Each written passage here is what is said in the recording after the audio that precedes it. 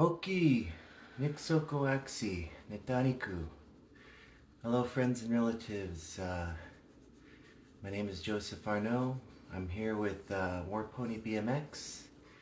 And Warpony is pretty much its indigenous perspective and experience within BMX bike riding. And I've been doing bike riding for quite a while now, and I don't know, I just thought I'd start doing this thing, War Pony. So today's our third episode of this mini series that I'm doing. It's like a mini interview series. And third episode today is with guests REZDURO. They are an all-indigenous enduro bike team. So we're going to talk to some of the teammates from REZDURO tonight, and just kind of, see what's going on in other places of bike riding, other styles of riding besides BMX. We've invited skateboarders on, we've invited, some other friends from different states on, and we're just going to continue the trend, keep on, do a couple more and see what happens. So,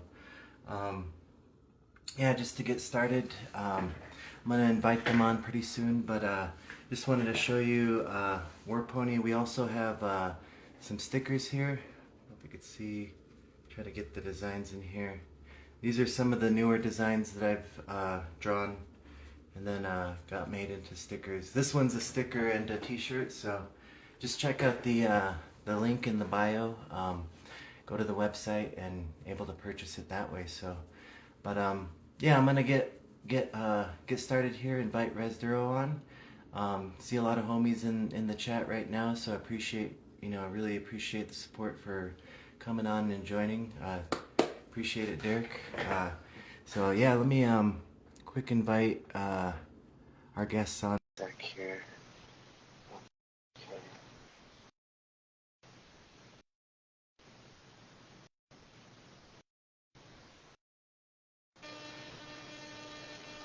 Okay.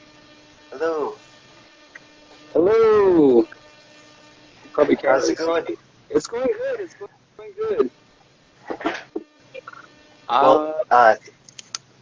Go right ahead. Oh no, I was just saying. I'm in Sedona, so it's a little bit. Of course, it's dark on this side, so I'm just heading back up to Flagstaff. But I'm parked and I'm ready to go. Awesome. Well, thank you for joining us tonight.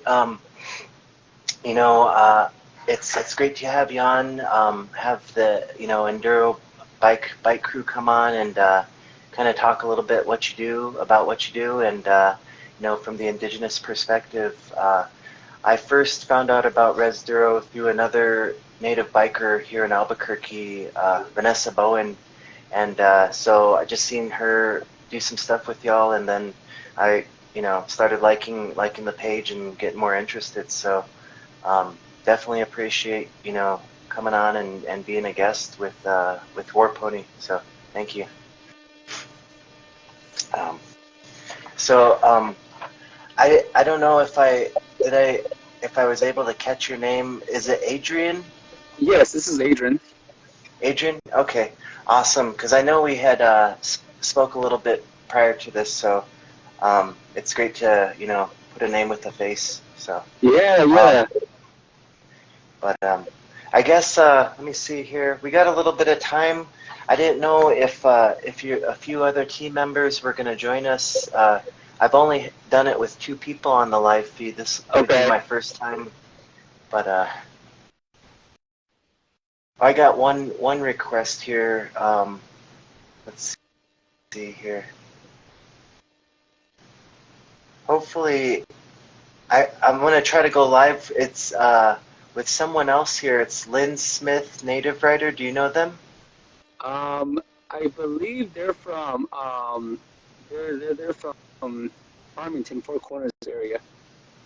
Okay, because I'm going to try to put them on too. Hopefully it won't disconnect us, and then we could all 3 be on here. Let's see if that works. Okay. Because we got a few minutes before 7 o'clock. Yeah, so I think Jermaine and Marvin, we just got done with Sedona Mountain Bike Festival, so they're probably having dinner right now. And then Nigel, his service is spotty where he's at, so Oh, there's a chance that they might not jump on. okay, okay, Yeah. okay. Hello, we're just getting started. Wanted to invite some of the team members from REZDURO on, and so as Adrian was saying, I know everyone just got done, so yeah. Is is this someone else who is with the team, or? No, not really. They're just one of our followers. Yeah. Yeah. Okay, okay. Because Yeah, we were gonna, I'll stay on if she wants. yeah, yeah. We're just gonna get the questions started pretty soon. Um, we got about, let me see, maybe 6 to 7 questions, but let's see here, almost 7. So you just got done with there was a ride today. Was it like kind of like a race? Yeah, so what we did today, this past week, or this weekend, it was actually the Sedona Mountain Bike Festival.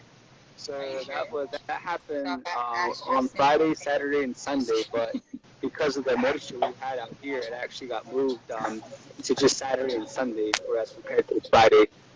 So us vendors were able to move in on Friday rather than Thursday because we kind of all got pushed back because of the snow that we all received. So yeah, I yeah. see. So That's beat from that. yeah, yeah. That's I've never done any racing before or anything like that. A lot of the riding, I guess, I do is mostly at the skate park, or I'll go to the dirt jumps once in a while, but yeah, don't go to like, I guess, BMX racing. I know there's a track here in Albuquerque. Okay. Okay. But let's see here. I guess we'll get started right with the questions. We'll start a little early tonight, and so let me see here.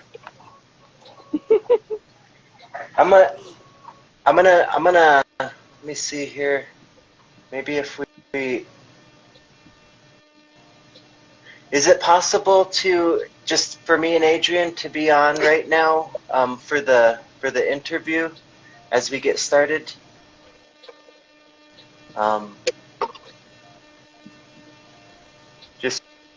Just gonna request if me and Adrian can be on the live feed for the interview for this part.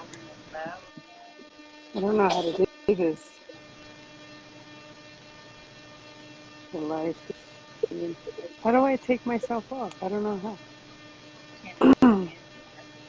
I don't know. I'm fine with it. I don't know. So there's an X button on the top right-hand corner of your screen next to the live and the views. If you click that X, it'll take you out, and you can join back in just to listen. Oh. Yeah, Okay. yeah. It's nice to see you guys. Maybe you can include them in the Four Corners Bikers as well in your next live interview. Okay. Yeah, definitely. Unless you wanted to stay on, if you wanted to answer some questions as well, I just wasn't sure if you wanted to be involved as well. What do you mean by that? I just wanted to say hi. Oh, okay, okay. Yeah. I'm not from REZDURO, but I love you guys, and you guys are all cool. I'm Indigenous, full Indigenous, Cheyenne, Navajo. I represent my area, Bluefield, New Mexico.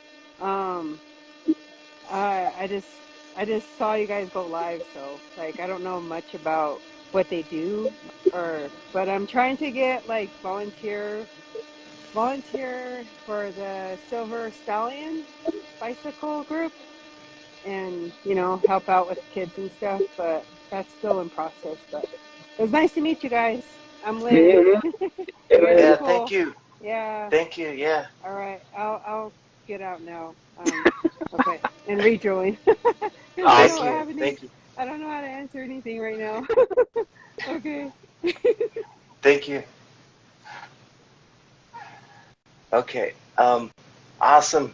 I got a little confused. Sorry, I thought that was a It's all team good. team member, and but I'm glad they're able to get on, and this is an opportunity to share more about what you all do and to get more people involved. So Mm-hmm. yeah, it's all good energy.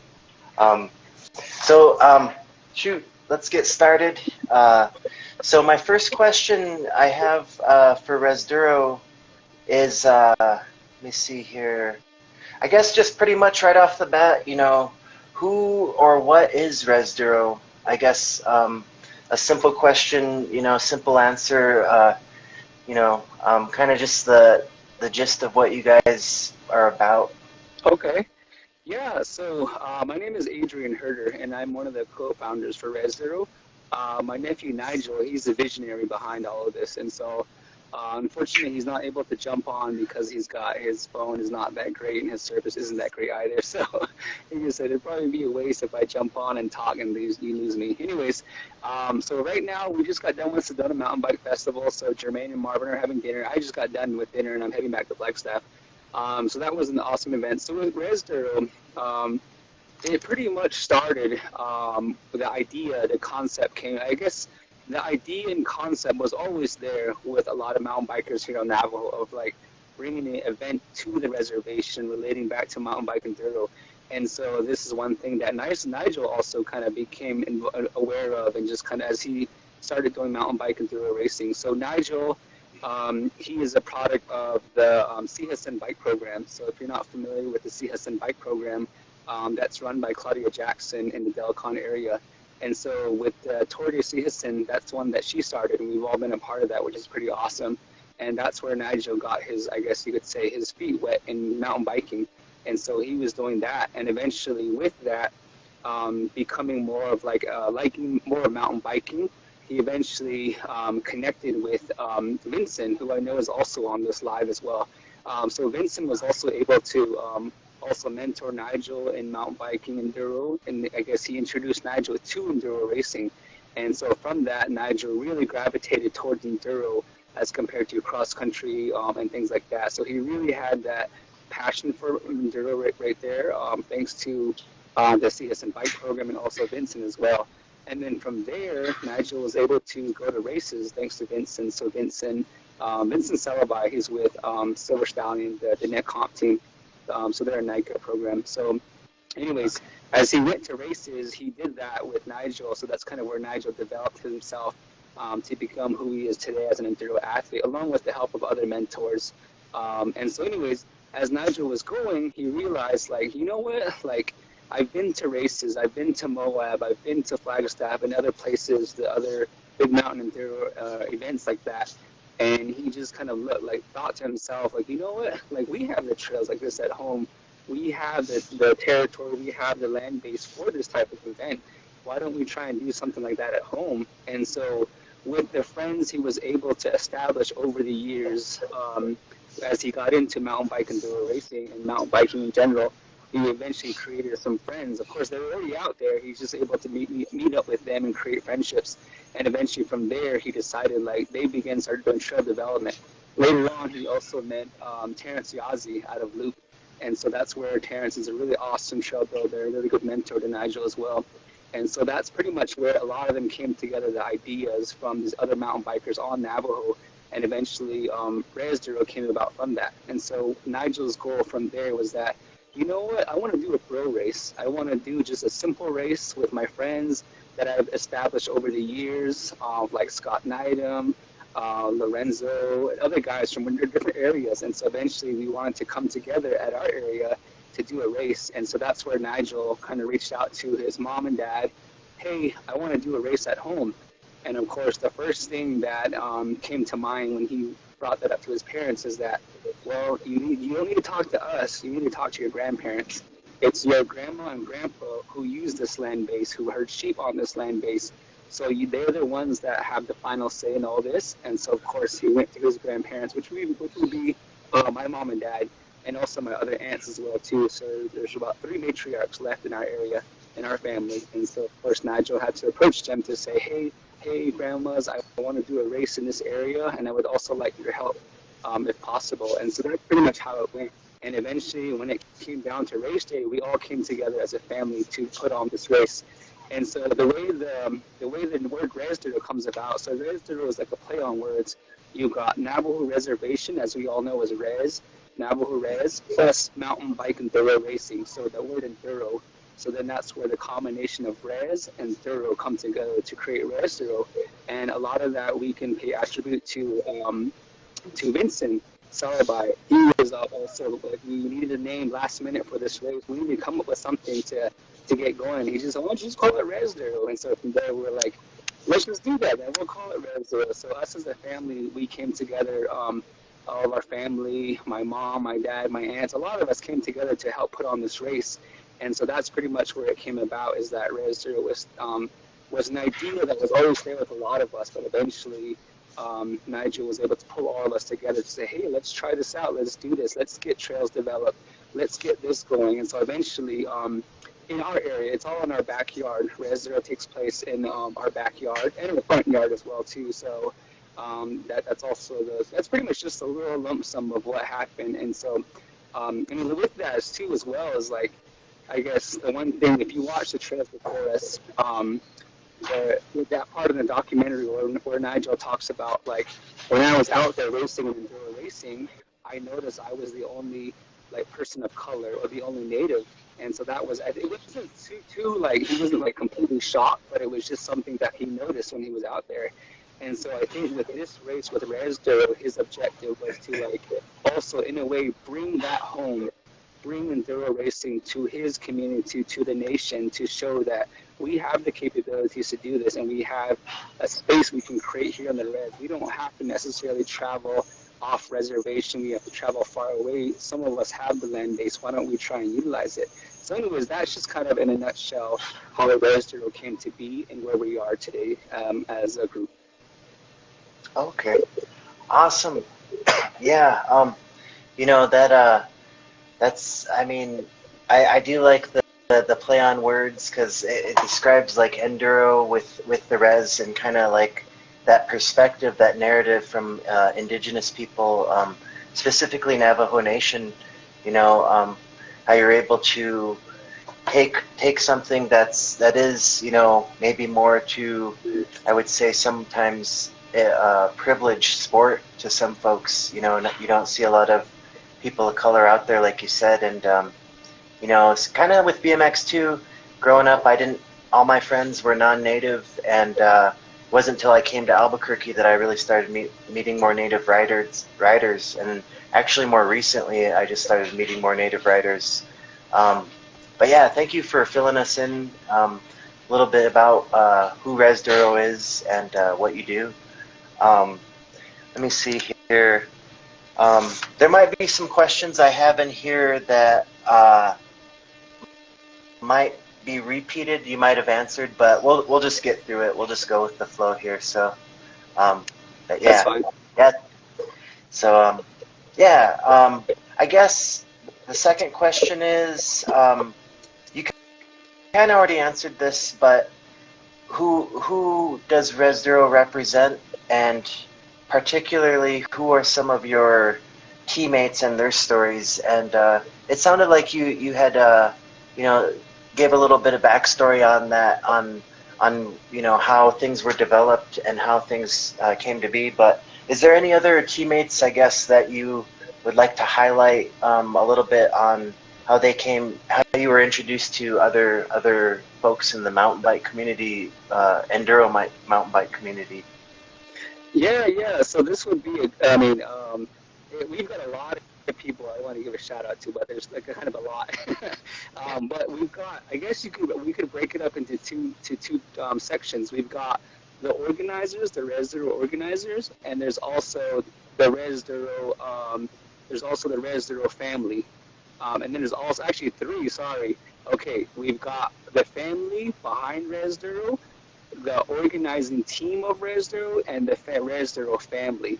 So when I talk about the family behind REZDURO, it's more of like, I guess, our family. We came together, we opened up our backyard, we expended our resources, that first REZDURO, to help create this event. We provided the food, along with other help from other folks, and we came together as a family to get it going. So we're the family behind REZDURO that pretty much pull things together.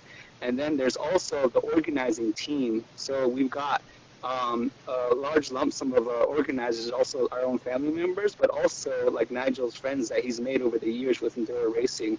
That we got Vincent Celebi, we've got Lorenzo Manuelito, we've got Frank out of Window Rock, and we also got like Dominic, a lot of guys in there, and also Scott Neidham. So a lot of folks that were able to provide also input and also mentorship to Nigel as he was developing as an enduro athlete. And then we've also got REZDURO family. So a lot of it is that a lot of us, again, started from the CSN bike program. So a lot of people, we all were connected there, or our roots also stem from there as well. And as well as Navajo, yes. And so from that, we were able to all come together into enduro racing. And so that's kind of how we've established family. Like a lot of the organizers and mentors are also family, so we all fall under REZDURO. So there's a lot of people to really acknowledge here. Also, our core team members right now, our organizing team, if you visit our website, we've got the other co-founder is Jermaine Simonson. She's my sister, which is Nigel's mom. So her and I, we were really the ones that really just kind of like, when it came to the race, we had to really strategize and get everything organized. And of course, you have Nigel, who's our visionary, and then we also have his dad, Marvin, who was also on the building team. So when it came to structures at REZDURO, he was right there. He was doing those in-law duties. Hey. And so, so he was really cool. And so he's also on our team. And then our other family members as well, our emergency response team as well. So there's a lot of people when it comes to REZDURO. So if you just check out our feed, the people that we tag, a lot of those people really contribute to the success of REZDURO. And again, REZDURO is also, like, again, the family part of it. So it's like we got a lot of people in there that we like to associate with REZDURO too, like especially our youth out there as well. That's one of our young ones as well. We really want to encourage them to also continue that. But yeah, and then we also just recently, we were able to bring in an organizer. So we actually hired an organizer this year. His name was Andrew Atincia. He's actually Filipino. And so he kind of came our way in trail building last year for REZDURO, leading up to REZDURO 2022. He got wind of our trail building weeks that was going on, and he came out, and this guy, oh man, he can work. He's a really good kid. He's an NAU student, and he came out to REZDURO, the trail week, and he really put in the work there too. And so we saw that, like, oh, Andrew's right there in Flagstaff, and he's also an NAU student. He was really a big help leading up to REZDURO. And then we decided, you know what, let's bring Andrew on. He's been like a really big help to the trail building crew. And also, he's just right next door to us. Like, I'm in Flagstaff as well, so he's right there in town. And so I was thinking, let's bring on Andrew. That way he can help us organize. Because with REZDURO, like a lot of us, this is kind of a second job, or like a second gig, a side gig. It's not a full thing. Not all of us are getting paid. And so that's just kind of how we're all doing it on the side. And so what we did now is that we were also blessed with the opportunity to be receivers of the North Face Explorer Fund. So with that Explorer Fund, we were able to help bring Andrew on as an organizer, because then it'll help us like really get this organizing going for REZDURO. And he's a big help. He's a really awesome guy. He's been he knows a lot about what he's doing, his racing and things. Like, he just actually had a race today, so he's on his way back up to Flagstaff, so he's not able to jump on. And so, anyways, that's just kind of a little general overview. I know there's a lot more people I'm missing, but if you just go back into our social media or Instagram feed and you see the people we tag, those are a lot of good people that we like to also include in our REZDURO family. Right on. Well, thank you. I find it, it's like you have like a huge community, it sounds like, backing you up, and like the loyalty of like families involved. And I find that, just awesome that everybody's about it, because you're right, a lot of resources are being given. and people, going out of their way to make this happen. And yeah, it's just, that's just a great thing to hear. Sounds like a big team, and you're building, just continuing to grow. I was also going to say, I'm kind of looking into that too. Hopefully, grant funding or other resources to, because like you're saying, it's not full-time job. It's like one of those things we do on the side, and it's great to find other folks out there, advocates in the community, on a bigger level, bigger scale, that can help us out. Because in the end, it helps, affects, some of the youth, Indigenous youth out there who might be maybe take interest into some of these things. So just wanted to throw some 2 cents on what you had said as well. But we'll move on to the next question here. Well, this is kind of an open-ended question, but on the Navajo Nation, how has biking impacted the Indigenous communities? I guess so far since you've started doing the biking thing, have you noticed it, whether it be positively or negatively? Hopefully positively, but how has it like changed the lives of some Native folks in the community? Yeah, that's a really good question. I would say, in a way, mountain biking has allowed us to adapt. So if you watch the trails before us, it does a really good job of talking about that connection, that correlation between us as Indigenous people or the Net people, and how we were horse people. And so, of course, through the impacts of colonialism, relocation, all these things that happen, not everyone has the privilege or ability to have land, to have livestock. And so a lot of that was lost, or people gave that up because it was just too costly. And so with that, people lost those connections, those stories, those traditional things related to the horse. And so from there, it kind of feels like this bike, in a way, is like a horse for some of us. Because I know a lot of people, when they're out riding horses, they have somewhat of like there's like a joy, there's a pleasure out of just like being out there riding the horse and just seeing the land-based landscape wherever you're at. And in a way, mountain biking has that exact same feeling. You're out there riding your bike, getting your exercise in, but also enjoying the land base. So I would say that has had a huge impact on a lot of us. And of course, biking on the Navajo Nation didn't start with us. It was always here. There was always people before us. And we also want to thank all of those that were able to introduce mountain biking to the Navajo Nation through Navajo Yes, Tom Riggenbach. We also have Claudia Jackson with the See Us and Bike program, and also we've got other folks doing work today, like Silver Stallion over in Gallup doing important work as well there too. The Diné Comp, Hopi Comp as well too. So there's just a couple more, and then we also have adventures over in Kayenta. So there's a lot of mountain biking here on Navajo that's starting to evolve and get there. And so we're just kind of, REZDURO is just kind of like the recent thing that popped up. So anyways, but yeah, for sure, mountain biking does have it's a really good thing, which is why we've got programs like Silver Stallion. We've got the See Us and Bike program, because they're showing that this can have a huge impact on our youth, and to get them to be more outdoors. And we're privileged enough as REZDURO is to provide also a space for that, to diversify the outdoors through mountain biking. So not necessarily saying that you have to travel off the res, you have to go different places just to compete in enduro. No, we have the land base here on the res. We have we have some of the people to help get these things together. And so we're hoping with REZDURO that in a way kind of sparks an idea for other folks to say, hey, I have the land base, I have the family connections. Maybe we can try and pull something together just like REZDURO. And of course, we're down to also chat with other people to figure out how, if they have a question, how did you all do your race? How did that happen? Or if you're down to come to REZDURO, that's totally cool too. Our race this year happens August 18th and 19th, which is a Friday, the youth groms, and then Saturday, the adult race. So anyways, yeah, biking has had a huge impact. And I would say for us as Native people, Indigenous people, it's always, we have to also be conscientious as well, because you know that recreation does have an impact in the area if it's not done right. And so, for example, mountain biking, For us here at REZDURO, what we did was that Nigel already had seen pre-existing trails, meaning trails from like livestock, wildlife, and things like that, that he's seen his grandparents navigate as they herd sheep.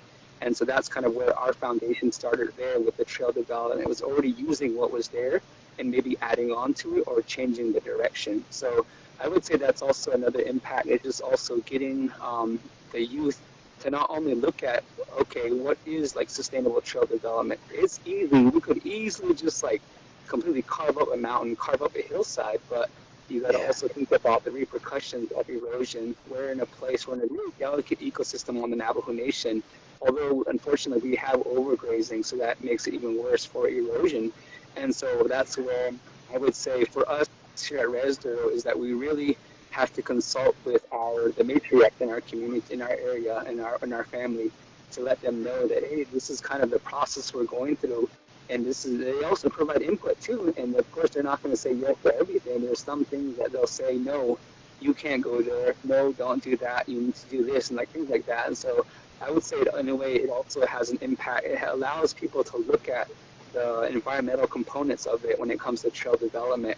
And unfortunately, a lot of people outside the reservation look at that as a barrier. Like, oh, I can't really build trails because I have to follow the environmental standards or reclamation, whatever, things like that. But I mean, that should be a priority too. So we're hoping that if people start doing trail building is to look at the impacts and the environmental impacts. And so that also makes them like really like identify their land base. So what's out there, what's delicate, what maybe I should not avoid when it comes to building trails or riding my bike. So I think definitely it has had a huge impact on our community. People are really active. And then that's where programs like Silver Stallion, CS and Bike Program, Navajo Yes, they're trying to get working with younger folks to really get them on bikes in the school systems, in their communities like that. And so those are really awesome things going on. Yeah, definitely.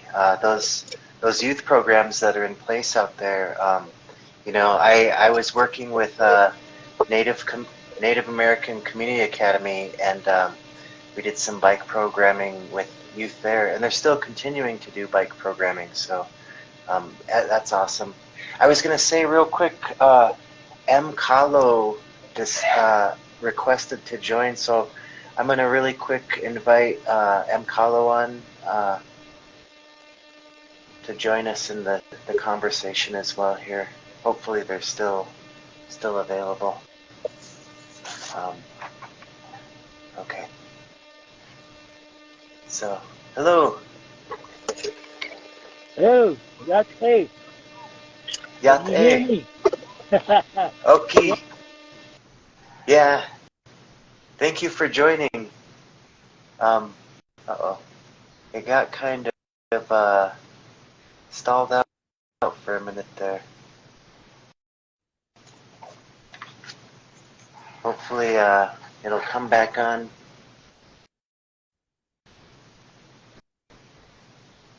Let's see here. Can anybody hear me? Yeah, I think his service has probably gone out. Well, he's also in Sedona too, so he probably is going up to Kenya right now. So he's probably leaving us. Okay. Well, hopefully pop back in here. We'll continue with the next question here.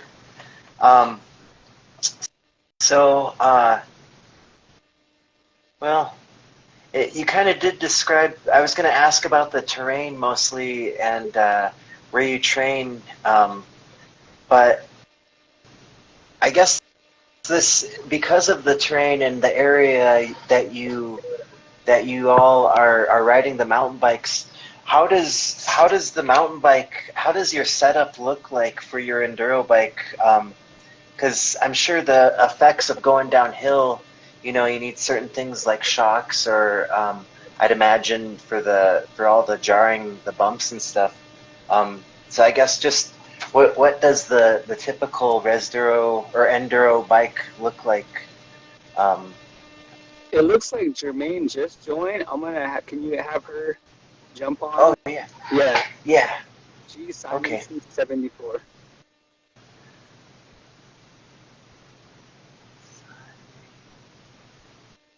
Okay. Let me trying to invite them. I don't know if they're not. They don't seem to be coming up at the moment. Maybe if they request to join, we can put them in. Um, Yeah. Jermaine, can you all request to join? I don't know if you know how to do that feature. This is our first time on Facebook Live, so. yeah, I've only done it a couple times myself, and just trying to get the hang of it. Um, but yeah, I can definitely. I was trying to look them up on, and I'm unable to add them. But if they request to join, I can definitely add them to the chat here. Okay. Yeah, so I can try and answer that. Probably not as well as any other folks on this live. So yeah, I would just say definitely a good suspension is always good on this terrain because again we've got technical features on over in our trail system. But of course we have A lines which are more like the straight up the gnarly stuff, and then we got B lines which is when it comes to drops. There's areas you can avoid that and maybe go around that drop. So there's a beeline. So definitely a bike with good suspension is also good. And I guess there's different types of bikes, but I'm not too familiar. I'm more of the organizer. But if Jermaine jumped on, she would be really awesome to answer that. But if not, I would just say good suspensions because you're pretty with enduro, you're pretty much going downhill as fast as you can, and that's the objective. And so I guess a bike with good suspensions as well. And then, yeah, I mean, that's all I can say. My bad. No, yeah, no worries. I have kind of like I don't know if it's an enduro bike. Recently, I was able to get more of a mountain bike style bike, and it does have the suspension. It has like the shocks where you can lock it to like more of a just a sturdy like solid fork, so it's not a rigid fork, I guess, versus with the suspension. And then it also has disc brakes, which are, real. My BMX bikes, I don't even ride brakes on. So having those disc brakes, it's a real nice, solid stop. I'd imagine, especially going for downhill too, high speed. Yeah. Yeah. Definitely need some good brakes because there are times when you might second guess yourself. Right, And you right. skip out, then you gotta just find a tree to hopefully catch your fall. I'm just kidding. Yeah. Oh man. Yeah. Well, that's cool too that you have like alternate routes because I mean, depending on which level you're at, maybe you're more of expert level versus intermediate or just beginning. It's nice to have that option there. Yeah, that's true. That's true because with REZDURO, I know the one thing that a lot of folks mentioned last year was that like although the beelines weren't quite really necessarily marked out as well, but there was for some people they showed up to this race never doing enduro and they just signed themselves up and were like, just a heads up. I mean, if this is your first time, I would highly encourage you going slow. And so, not a lot of. I mean, some folks were able to just kind of cruise it down. But whereas compared to your experienced racers who just flew right down, like we got a guy named Will. He's over in with Aztec Adventures over there in Four Corners area. Homeboy was our winner last year, our fastest rider down at REZDURO 2022. So yeah, definitely. That's definitely what's needed is that you need to make sure that you know what you're getting yourself into. And with that, I guess when a lot of people say like they probably will think like how do I know what I'm getting myself into? So one way to really get that you get to make sure that you're on the right track with this one is that we have our trail days. So sometimes we might have a weekend to do trail development, and so people might say, well, I want to know what REZDURO is like before I actually commit. And so one way to do that is we have the trail weekends or trail weeks. We haven't posted any schedules yet because we're still covered in snow in some of our spots. So that's also another way to kind of get yourself familiar with the terrain, what the course is going to look like when it comes to REZDURO 2023. And so once we get those dates set up, definitely that's a good time to kind of check out the course if you can. That way you get a heads up if you want to come out to REZDURO 2023. and also just kind of get a feel for like what is trail development in this area, in this region. Not a lot of places on the res have the same environment, the same formation, so it's definitely a good experience as well. So that's about pretty good. Yeah, yeah, definitely. Trail development, that sounds, I mean, is it like, it's like trails that you would walk on, like you could ride on them, but you could also walk on them. But then also I imagine there's parts where, yeah, there's drop-offs, there's jumps, there's different things that kind of added to it, maybe some, because with dirt jumps, um, here in town, the Alameda Dirt Park, they just have, some basic whoops and some rollers, and it's different on the flat, just flat, than versus like going on, I'm sure once you're out on that trail, it's like you have to commit to maybe a few miles, or I don't know how long the actual course is, but Yeah, for sure. That's definitely one thing to consider. Like originally, our first trails were more of like really just rugged and like they were just like little beady trails. Like one like bike, you could just see a bike tire. That was your best indication that it was a trail. This year, or not, sorry, last year, REZDURO 2022, thanks to the help of Dirt Tech Trails. If you follow them on Instagram at Dirt Tech TEK and then Trails, so they were a huge help to REZDURO 2022, sorry. They were a huge help. And so that was kind of how they were able to really make our trails from like 0 to 100. and we got some compliments too. People were like, this could be a bike park like in your area, like just all the trails that were there. And so, yeah, definitely it's the trails are a little bit wider. They can also act as a walking trail, and also, of course, you got your bike trail as well too. So definitely, that's kind of a versatile to have with trail development. And our longest trail, I would say, all of our trails are less than a mile. Our longest one is probably little past half a mile. So they're not too lengthy, but they are some of it are like steep and some of them are like tough, but they're still manageable for most folks. So. okay, cool. Yeah, because I've only experienced, there's this place close to Jemez Pueblo. It's kind of like just some open area trails out there, and went riding with some friends here in Albuquerque, and like you're saying, it was maybe like half-mile long, and it was fun, man. It was it's different than the small BMX bikes, but it's just nice to be out there, kind of on the land, being out in the open.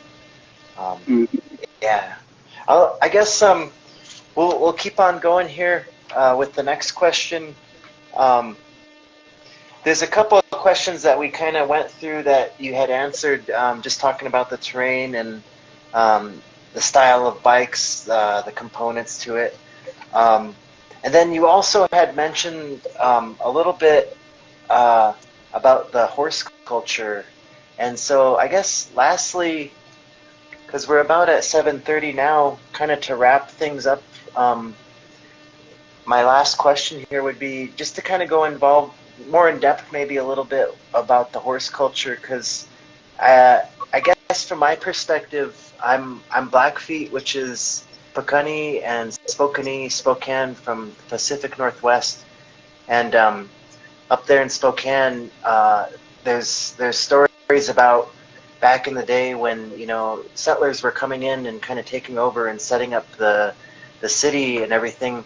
Part of that was eradicating the natives who were there, and a lot of our horses, maybe over 200, I don't know how many, the story exactly, but they were down by the river, and settlers just came in and pretty much murdered them, killed all the horses as a tactic to take us out, to push us out. And that's kind of part of the reason I started War Pony, is because, like you had said, is there's that connection. Somehow there's that inherent, still that connection to the land, and we're adapting. We may not have the horse anymore, but now we have the mountain bike, or for us with the BMX bike, or any other type of bike, whether that be motorcycle. My uncle was big into motorcycles, and it just seems like it resonates with us. And I just was wondering if there's any more thoughts into that, because I just find it kind of interesting, So yeah. I guess for me, I won't go too in depth with with stories about it. But yeah, definitely, I would say a huge part of that is like a lot of, because we're in a remote community, we're in a rural place. A lot of people still have livestock, have I guess places to graze their livestock, and also horses as well. And so with that, the horse culture on Black Mesa is a little bit more there than other places on the reservation, where a lot of people have lost land base, have lost the ability to take care of these animals. So a lot of that has kind of pretty much diminished. But also that, I mean, in general, like it's also like, I mean, for me, I don't ride horses, but I've been on a horse. I've ridden a horse before, but just that teachings of where it's supposed to be, like the teachings are supposed to come from the father to the sons on how to train horses, how to break horses, how to ride horses safely and effectively. And of course, I'm sure it went back to like warrior days. So you had to make sure you knew how to ride a horse, how to get on a horse, how to break a horse, and also how to like use that horse for your survival. And so that's just pretty much how that went. And so today, a lot of us don't have, I guess, that connection to the horse, or don't really ride the horse anymore. But with that, we also have, I mean, again, that's also another, like, that's another, I guess, duty in itself, is to take care of this animal, this being, and then raise it up. And that's kind of in a way with people when you look at mountain bikes. I mean, horses and mountain bikes are not cheap. To have a horse, you got to feed it, you got to keep it, you got to exercise it, you got to maintain it to have an effective transportation, to have a fast horse for either competition or for riding, things like that. And the same with the bike. You don't just keep your bike in the shed for like 5 years and decide, I'm going to go try it out. It might not be that great. The same with the horse. If you just keep it in the pen forever and get it like humongous and fat, it's probably not going to be as effective as you want it to be. So it's just kind of like putting more maintenance into it, taking good care of it. And so that's the correlation I guess you can make with that, is that bikes are not cheap, as you know. A lot of bikes are not, especially with mountain biking. A lot of those bikes are not cheap. And so that's kind of where you're investing in like your transportation, something that's also going to carry you forward, whether you're an athlete, whether you're just kind of an avid biker, things like that. It's also going to take you places. And also, like, I mean, like if you're an athlete too, we have the potential on the res to compete and things like that in these sports, and that's where this bike can take us. And just like people who have horses, who do rodeos and things like that, competition, that's also another thing, is to make sure that you have a good, healthy horse for that. So definitely there is a huge correlation with that, with the horse culture, and also just kind of people's ability to do that. And also for us as Navajo people, the Met people, I would say we attribute a lot of our current, I guess, successes today to livestock. A lot of us grew up traditionally having livestock, herding sheep, herding cattle, horses, and things like that, and just being able to work when we were young with livestock. And I guess traditionally as well, we were always raised around that. Whereas a lot of, for example, you could look at it as like, unfortunately, we had the buffalo. There were buffalo in this region, but eventually, of course, they left because of, as settlements came in. And so with that, a lot of people that depended on those buffaloes, their livelihoods changed. Whereas Navajos, we were able to adapt. We lost some of the wildlife that vanished, that went somewhere else. In exchange, we also had livestock that also kept us active, that kept us moving and going. And so that's kind of a huge attribution of livestock to anything. And so that's kind of where the horse comes in as well. And then today we kind of have like mountain biking. So you could say it's like the modern horse, but of course not all of us ride the horse into town or the bike into town. But yeah. So that's I would say a good correlation with the horse. I don't want to go into any traditional stories, anything like that, because I shouldn't be sharing any of that stuff on this Facebook Live. Yeah. So, No. cancel me. I'm just kidding. Yeah. There's just a little quick connection I just wanted to bring up. And Marvin would be a good person to also talk about these things. Again, he mentions it inside shows before us. Really good connection there. Especially, I like that quote where he kind of talks about like the revolution of the bikes and just kind of how that's able to bring people together. just kind of like how the horse did at one point used to gather us all together when it came to raising the horse and also sports and events with horses. So yeah, I just wanted to give that little basic run through. Nothing too in depth. No, yeah, thank you. Definitely appreciate it. I really like some of those analogies that you used with, keeping your horse healthy. If you just decide to get the bike out and say there's got a couple flat tires, you need to, tune it up, put some maintenance